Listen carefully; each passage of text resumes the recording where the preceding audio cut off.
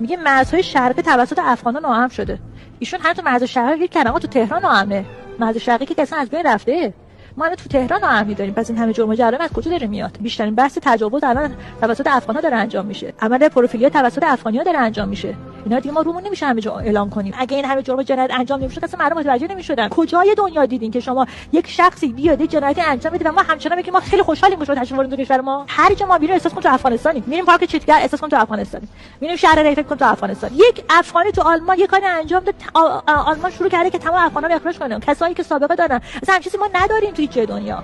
ما مهمان نوازیم در صورتی که مهمانمان اذیتمان نکند. حمله تروریستی شاه چراغ ما ببینیم توش افغانی در میاد. قتل مهرجویی رو نگاه میکنیم توش افغانی در میاد. اکثر قتل‌ها رو نگاه میکنیم تو آقای افغانی از توش در میاد. رسما داره زندان دماوند اعلام میکنه که 70% افغانی هست. اینا رو من دارم میگم. اینا رو آماری که اونها دارن ارائه میدن. ما بر حسب آمار میام کاری انجام میدیم. من آمارهایی نیستش که تو کوچه در آورده باشم. این آمارها همه میتونن ایشون سرچ کنن تو اینترنت. منابع رسمی ملل متحد، سازمان ملل متحد گفته. خود سازمان ملل متحد هم یک تعریفی داده برای هر کشوری. گفته هر کشوری 3% باید داشته باشه تو کشور خودش، نه بالای 10%. بیایم ببینیم بررسی بکنیم ببینیم آیا این افغان‌هایی که وارد ایران شدن چه کاری انجام دادن که اینقدر مردم جریحه دار شدن. چرا پاکستان مرزش رو روی افغانستان بسته؟ چرا پاکستان 2 ماه پیش اومد 1.5 میلیون افغان از کشورش اخراج کرده؟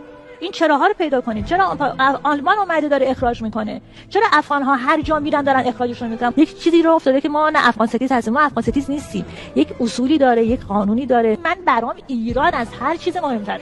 وقتی که 2 نفر افغانی وارد میشن میزان زاد و ولد اینا اینقدر زیاده که در عرض 3 سال 4 سال میشه 7 نفر.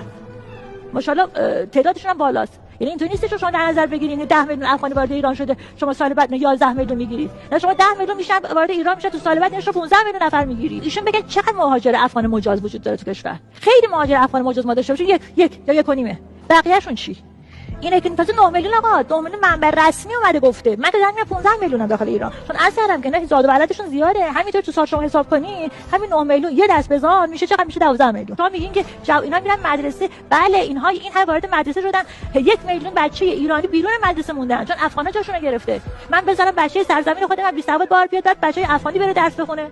من بذارم زنای سرزمین من جا نداشته باشن برای زایمان بعد زنای افغانی برن بچه‌هاشون تو بیمارستان بزن. من بذارم زنان بلوچستان به خاطر نداشتن خانه بهداشت و کمبود خانه بهداشت توی مسیر راه که میخوان از دشیاری تا خودشونو برسونن به چابهار برای زایمان از بین برن و فوت کنن و زن افغانی بیاد اینجا تو کشور من بره از بیمارستان استفاده کنه. نه آقا من چیزی نمیذارم، هیچ جا نمیذاره. نه اینکه من نذارم. آلمان داره اخراج میکنه به خاطر رفتارهای افغانستان. پاکستان داره اخراج میکنه. ایران اگه داره اخراج میکنه به خاطر اینکه رفتارهای ناسالم از افغان‌ها دارن شما میبینن. شما میگه چرا همچین موجی به وجود اومده؟ من یه وکیل اومدم یک دونه مصاحبه با تصمیم انجام دادم مبنی بر اینه که آیا اینها میتونن شرکت ثبت کنن یا نه. گفتم بله اینا میتونن شرکت ثبت کنن و ما یه باگ قانونی داریم. بر اساس اون هر گونه تهدیدی که شما فکر کنید از طرف افغان‌ها برای من شده، برای من یه وکیل که یک ایرانی جرئت نمیکنه به من تعرض کنه، ولی یک افغانی اینقدر پرونده من دارم توی پلیس فتا به انواع اقسام تهدیدها، توهین‌ها، هر چی که فکر کنین.